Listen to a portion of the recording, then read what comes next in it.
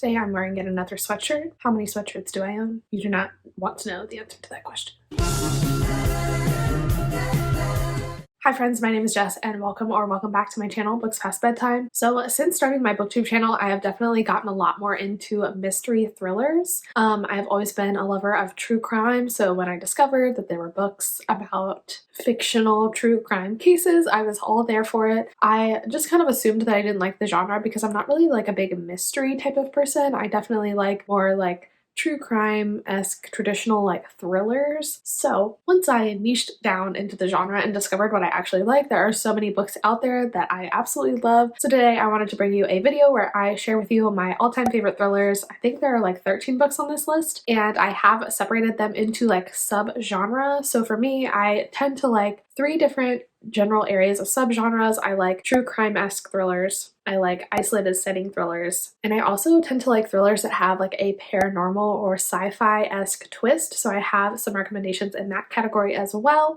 But let's just jump right into it and get this video started. So the first category I want to talk about are thrillers that you should read if you love true crime. So my number 1 recommendation in this category will be no surprise to anyone, I don't think, if you have ever watched a single video from me from before, and that is Pretty Girls by Karen Slaughter. Now this is one of my favorite books of all time, let alone my favorite thriller of all time, so I definitely had to come in hot with this recommendation first. This is my all-time favorite thriller ever, and if you haven't picked it up, I definitely would recommend. It is incredible. So basically it follows the story of this woman, and at the very beginning of the book, her husband is murdered right in front of her.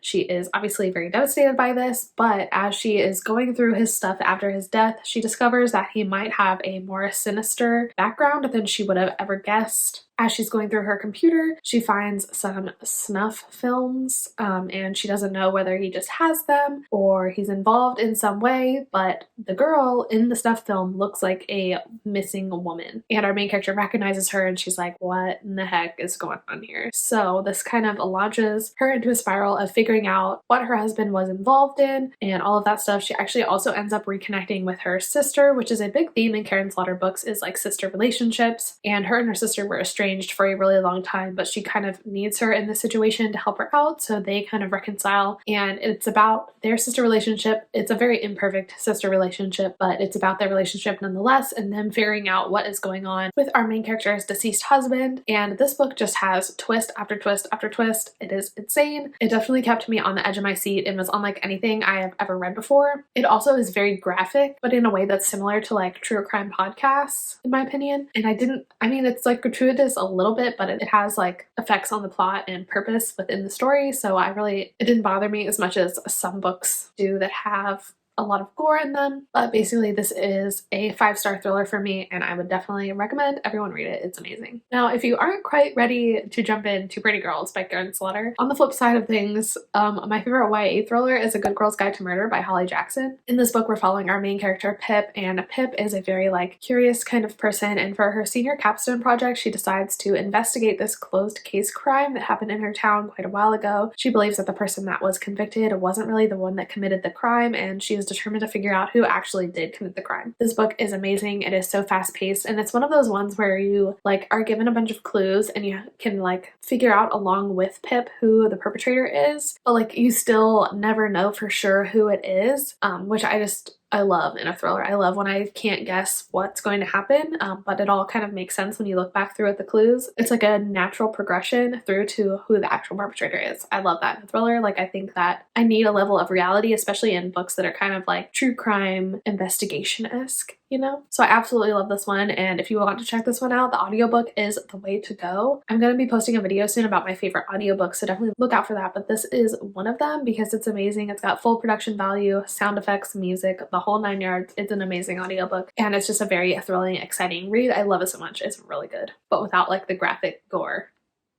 and torture things that are in Pretty Girls. One of my newer favorites is The Night Swim by Megan Golden. This is a story about a woman who runs this podcast, and she travels to this small North Carolina town to kind of cover this sexual assault trial that is happening. And while she's in this town, she also starts to uncover this separate crime that happened maybe like 20 or so years ago against this other woman in this town, and it very much has feminist themes to it, and kind of is like tackling the patriarchy, you know, which we love to see in a thriller. I love feminist themes in my thrillers, so this definitely has it. This is also a really good audiobook because of the podcast element, because like interspersed within the chapters are podcasts of her like actually telling the story of the trial that's going on. So the audiobook really brings that to life with the sound effects, interview, atmosphere, those kinds of things. So this is an amazing audiobook and definitely a really cool story. I'm not sure I loved the dual timeline aspect of it, but overall it was a really strong thriller, and I think I gave this one 4 stars, so I definitely would recommend. This would be like a good beach read, I feel like. And the last book I want to recommend in this category is My Sister the Serial Killer by 𝗦𝘂𝗽𝗽. Now in this story, much like the title suggests, our main character has a sister who is a serial killer. At first she thinks it's just like coincidence that the men she's dating keep dying, but then she kind of realizes after cleaning up a couple of crime scenes for her sister that her sister is doing this purposely. All's well and good until her sister decides to go after the man that she likes. So things get a little tricky at that point. And this isn't really like a thriller in the traditional sense like the other books are. There's not really a bunch of twists and turns or like things you're not expecting to happen. You kind of know what's going on the whole time, but it's just like an amazing story, and it's really short, quick to get through. The writing style is really cool, and I just love being inside the main character's head because she has this really cool like moral conflict on if she should be protecting these men from dying or if her loyalty lies with her sister. And there's just like lots of nuance to that relationship, which I think is really cool because like you understand where she's coming from and like you want her to do the right thing, but as a reader you also don't really know quite right what is the right thing. It's just really cool moral dilemma that goes on within this story, and it's just really cool. And this is definitely like a very brutal book, which I love in a thriller, and that's what makes it kind of like true crime-esque for me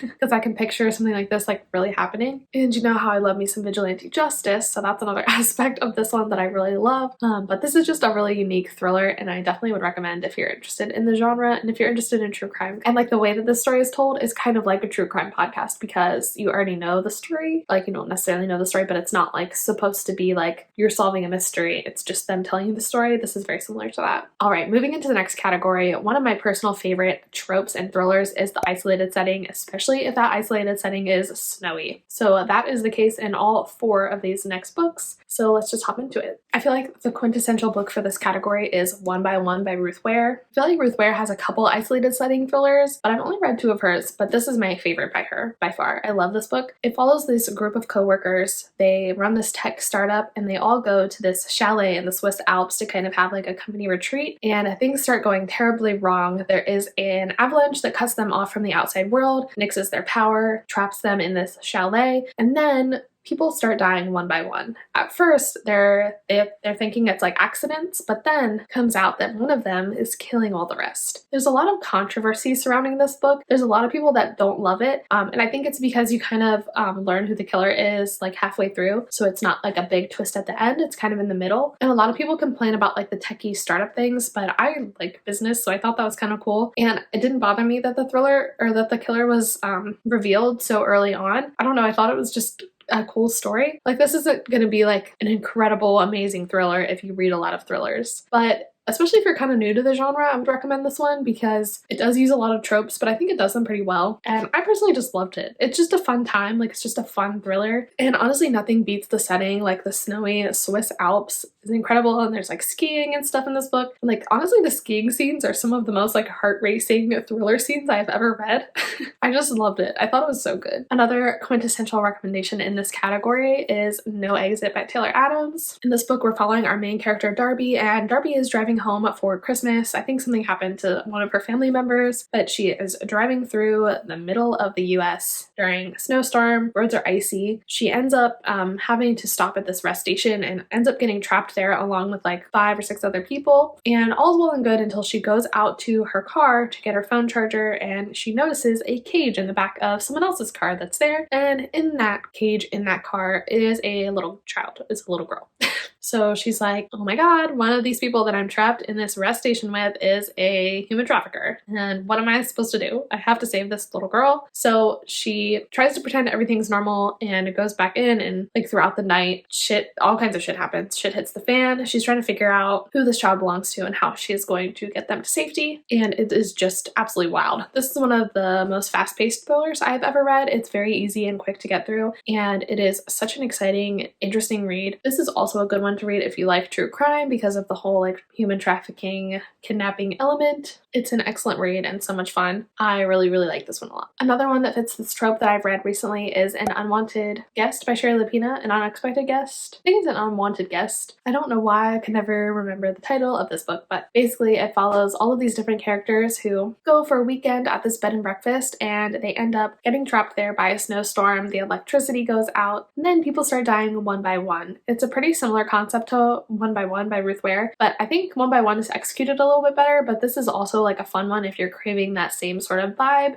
So it has the snowy vibes, the isolated setting vibes, like I said, and also the people like dying one by one and trying to figure out who the killer is. This is one where you like don't find out the killer until later on, and it's just really interesting how the reveal happens. This is another kind of like surface level one. It's not going to be the best thriller you've ever read, but it's a fun time, especially if you like the particular tropes that are included in this book. And I thought all of the characters were fun and unlikable and interesting, which is great in a thriller, and it is definitely a good one to check out if you're interested. Now, this last one isn't snowy, but it definitely has the isolated setting going for it, and that is The Guest List by Lucy Foley. This is a very hyped thriller, so I'm sure everyone has heard of it. I've definitely heard like mixed opinions on it, but I do think it's popular for a reason. I think it's a good place to start with thrillers if you're not super into them yet. But basically this book takes place on a remote island off the coast of Ireland, and the characters in it are all part of this wedding party or guests of this wedding. So in the beginning of this book, you find out that someone was killed during this wedding, but you don't really know who, and you don't know who the killer is. And then it transports you back to the beginning of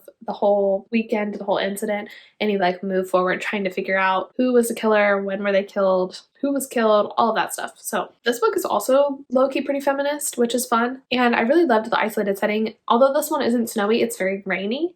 So I feel like that kind of adds to the creep factor element. This is kind of like an unsettling book to read too. There's some kind of like weird culty, almost horror kind of scenes that definitely like made me feel creeped out. So if you want some creep factor, this book definitely has that as well. And I definitely think it's hyped for a reason. It's a good book to read like by the pool or something. It's not going to change your life, but it's a fun time. All right, now for my final category, I'm going to talk about 4 books that have like paranormal elements or a sci-fi twist to them, because I tend to really like that in thrillers, and you might as well, especially if you're like a fantasy or sci-fi reader. I feel like these are like a good place to transition into thrillers, if you know what I mean. So the first of these that I want to recommend is Lock Every Door by Riley Sager. I've read 3 of Riley Sager's, and this one is my favorite. It's about this girl who gets a job house sitting this fancy apartment in this fancy building in New York City, and she gets paid like a crazy amount of money to stay there, seemingly without catch, but turns out there is a catch. Another apartment sitter in the building that she befriends ends up going missing, and nobody will tell her where she went or what happened to her, and she's starting to get suspicious. There's some people acting weird within the hotel that she has her eye on, and she's like, what is really going on here? Because there's something more going on. And honestly, this one is crazy. It definitely has horror elements to it, as well as like the paranormal sci-fi sort of stuff going on. The creep factor is pretty high in this one. And again, this one is just like a very entertaining read. Like I keep saying, hardly any of these books on this list will change your life other than maybe Pretty Girls, but this is another one that's just a whole lot of fun. And like by the end of it, I ended up rating it 5 stars because I was like, this is just a great book. Like it's so good. I don't have any complaints. It was a fun time, and it helped me get out of a reading slump, which is so valuable just because it's so quick and like fun, fast-paced, easy to get through. So I really loved this one, and I think you will too if like a paranormal sci-fi twist sounds interesting to you in a thriller. Same goes with Home Before Dark. This is one of those books where you don't know if it's paranormal or something sinister in real life, which I think is just an interesting concept for a thriller. This book follows our main character. When her father dies, she inherits this house that she lived in when she was a kid. She didn't even know this house was still in her family. Her father actually wrote this infamous book about their time in this house. It was like a national bestseller, and he claimed that it was haunted and they had all of these terrible experiences in it. So she kind of goes back because she doesn't really believe what her father says in this book because he touted it as nonfiction. So she goes back to the house to kind of like fix it up and get it on the market, and also like prove to herself that her father's book was actually fiction. But then she starts having some really weird experiences in the house, and some creepy things start happening, and she's not so sure anymore that the book wasn't nonfiction. And this one's kind of cool because interspersed with our main character's chapters are chapters from the book that her father wrote. So we kind of get 2 different perspectives. I think this made the book a little bit slow at times, and I think that's why I liked Lock Every Door better than this one, just for that like one element. But I really liked this one as well, and like I said, I really like the aspect of like, is it paranormal? Is it real life? life? What is going on? I think that's a really cool, unsettling way to present a thriller, and I really liked it. I thought it was really well done. Another one that kind of has similar elements in that you're not quite sure if it's paranormal or if it's real life is 𝗬𝗓 by Alex North. In this book, our main character Tom and his son move to this town to get a fresh start after his wife dies. And once they move there, they start hearing reports of this criminal called the Whisper Man stealing boys. Now, the Whisper Man, the original iteration, is in prison. They don't know if there is a copycat criminal going around or they have the wrong person in jail or what's going on exactly. And the tale is like that the Whisper Man stands at kids' windows and whispers in their window and convinces them to leave with him, and he kidnaps them basically and keeps them. Creepy stuff. This book definitely has the creep factor to it as well, and it also has weird paranormal ghosty elements. The house that they live in is kind of seems like it's haunted, and you don't know if the haunting is sinister or if it's like protecting them, which is another cool way I think to do paranormal in thrillers. So I really like this one. It was one of my first 5-star thrillers that I ever read, so it holds a really close place in my heart. I don't know if it's like something seasoned thriller readers love, but I thought it was really good. I definitely like this one better than The Shadows by Alex North, which honestly I also liked that one, but it's a little bit plot holy. This one's definitely a little bit better done, and I just think it's another one that's really fun, fast-paced, quick read, which is something that we just all need sometimes, you know? So really liked this one and would definitely recommend. And the last book in this category that I want to recommend is Dark Matter by Blake Crouch. Now, I think a lot of people would categorize this book as purely sci-fi, but honestly in my head I think of it as more of a thriller with sci-fi elements just because of the way that it reads. Because this is one of the most fast-paced, twisty-turny books that I've ever read in my life, and I absolutely love it. And I think if you like thrillers, you would love this book, or if you like sci-fi and you want to get more into thrillers, this would be a good middle ground, you know? So in this book we follow our main character who basically wakes up one day in a different life. He doesn't know where his wife and kids are, he doesn't know what happened to him, and it turns out that he's in an alternate dimension and he has to race against the clock to try and figure out how to get back in his own dimension, and we as the reader are figuring out how he got into this different dimension as well. So it's got elements of the multiverse in it, which I think are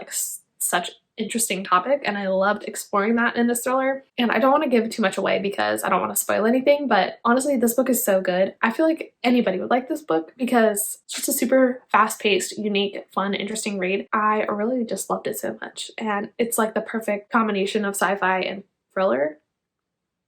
They just marry so well together in this book, and I absolutely loved it. It's really good, and I think about it all the time still, and this is probably the one that I read the longest ago on this list, so that tells you something. So that ended up being 12 books, but I hope you enjoyed all of my thriller recommendations. I know that these are pretty mainstream, so I might do another underrated thriller recommendation video. Let me know down below if you would be interested in that, because I think that would be kind of a cool concept. But yeah, I hope you found some new books to add to your TBR. Let me know down below also what your favorite thriller is of all time. I'm still relatively new to the genre, so I'm always looking for good recommendations, and leave me this knife emoji if you made it all the way through this video. Also, don't forget to follow me on Instagram and Twitter. I'm very active on both of those, and you can keep up with me on the day-to-day. Check out the description down below for all relevant links, and thank you so much for being here. Appreciate you watching this video. Subscribe if you feel so inclined, and I will see you in the next one. Bye.